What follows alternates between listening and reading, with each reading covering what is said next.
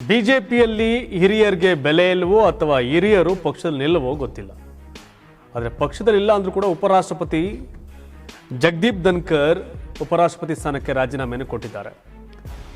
ರಾಜ್ಯಸಭೆಯ ಸಭಾಪತಿ ಕೂಡ ಹೌದು.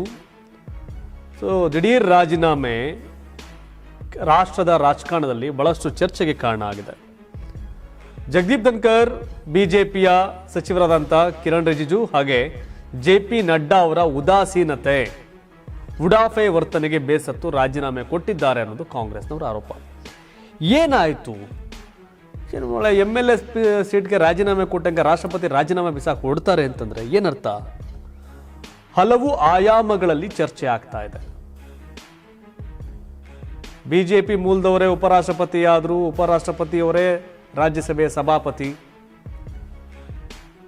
ಬಿಜೆಪಿಯಲ್ಲಿ ಹಿರಿಯರೇ ಬಿಜೆಪಿಯನ್ನ ಟೀಕಿಸುವ ತೆಗಳುವ ಸನ್ನಿವೇಶಗಳ ನಡುವೆ ಈ ಉಪರಾಷ್ಟ್ರಪತಿಗಳ ರಾಜೀನಾಮೆ ಬಹಳ ಚರ್ಚೆ. ಏನಾಯ್ತು? ಜೆ.ಪಿ. ನಡ್ಡಾ ಬಿಜೆಪಿ ರಾಷ್ಟ್ರೀಯ ಅಧ್ಯಕ್ಷರು ಮತ್ತೆ ಕೇಂದ್ರ ಸಚಿವರು, ಜೆ.ಪಿ. ನಡ್ಡಾ ಮತ್ತೆ ಕಿರಣ್ ರಿಜಿಜು ಕೇಂದ್ರ ಸಚಿವರು ಇಬ್ರು ಕೂಡ ಒಂದು ಸಲಹಾ ಸಮಿತಿ ಸಭೆಗೆ ಗೈರಾಗಿರ್ತಾರೆ. ಬೆಳಿಗ್ಗೆ ಭಾಗಿಯಾಗಿರ್ತಾರೆ, ಮಧ್ಯಾಹ್ನದ ನಂತರ ಇವರಿಬ್ರು ಗೈರಾಗ್ತಾರೆ. ಅದು ಉಪರಾಷ್ಟ್ರಪತಿಗಳಿಗೆ ತಿಳಿಸದೆಯೇ ಗೈರು ಆಗಿದ್ರು.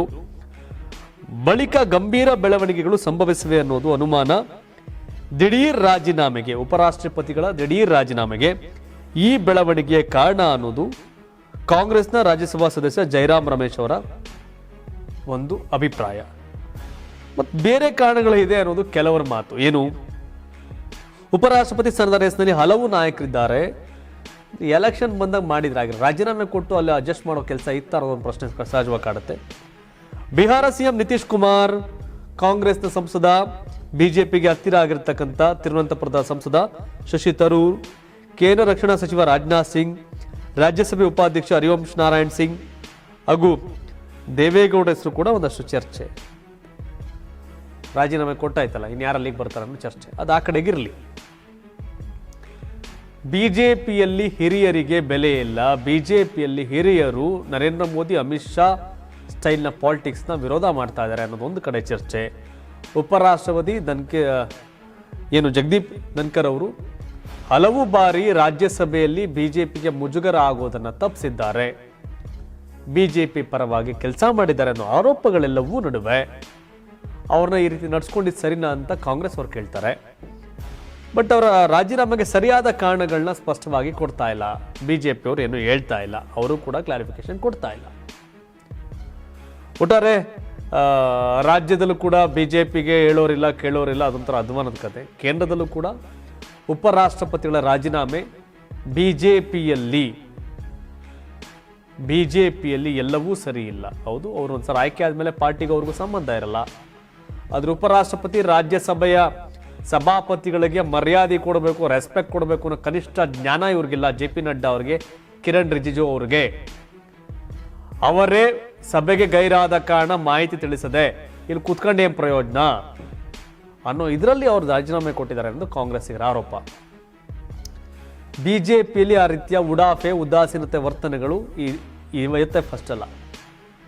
ಬಿಜೆಪಿನ ಹೊಗಳಿ ಅಟ್ಟಕ್ಕೇರ್ಸಂತ ಸುಬ್ರಹ್ಮಣ್ಯ ಸ್ವಾಮಿಗಳೇ ಹಾದ್ ಬೀದಿಲಿ ನರೇಂದ್ರ ಮೋದಿಗೆ, ಅಮಿತ್ ಶಾಗೆ ಬೈತಾ ಇದ್ದಾರೆ, ಅವರ ತಪ್ಪುಗಳನ್ನ ಎತ್ತಾಡ್ತಾ ಇದ್ದಾರೆ.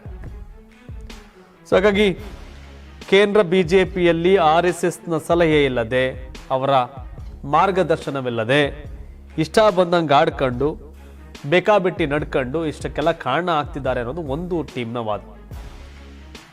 ಯಾಕಂದ್ರೆ ಯಾರನ್ನೋ ನೇಮಕ ಮಾಡಿದ್ಮೇಲೆ, ಯಾರನ್ನೋ ಆ ಪೋಸ್ಟ್ ಇದ್ದಾಗ ಅವ್ರಿಗೊಂದು ಗೌರವ ಕೊಡಬೇಕು ಅಂತ, ರೆಸ್ಪೆಕ್ಟ್ಫುಲ್ಲಿ ನಡ್ಸ್ಕೋತಾ ಇಲ್ಲ ಅಂತ. ಹಾಗಾಗಿ ಈ ರಾಜೀನಾಮೆ ಅಂತ ಹೇಳ್ತಾರೆ. ಏನೇ ಆಗಲಿ, ಉಪರಾಷ್ಟ್ರಪತಿಗಳ ರಾಜೀನಾಮೆ ಇದೆಯಲ್ಲ, ಇದೊಂದು ರೀತಿಯ ಕೇಂದ್ರ ಸರ್ಕಾರಕ್ಕೆ ಮುಜುಗರ, ಹಿನ್ನಡೆ ಅಂದ್ರೆ ತಪ್ಪಾಗೋದಿಲ್ಲ. ತಾವೇನು ಹೇಳ್ತೀರಿ? ಉಪರಾಷ್ಟ್ರಪತಿಗಳ ಈ ದಿಢೀರ್ ರಾಜೀನಾಮೆ ಬೆಳವಣಿಗೆ ಬಗ್ಗೆ ತಮ್ಮ ಅಭಿಪ್ರಾಯ ಏನು?